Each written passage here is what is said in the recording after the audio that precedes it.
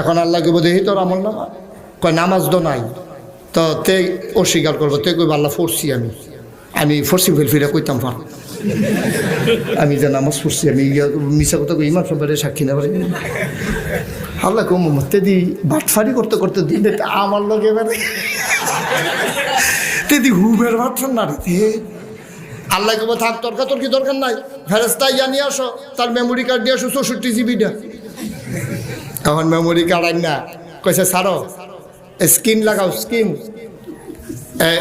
পর্দা লাগাও এখন পর্দা লাগাইছে পর্দার ভিতরে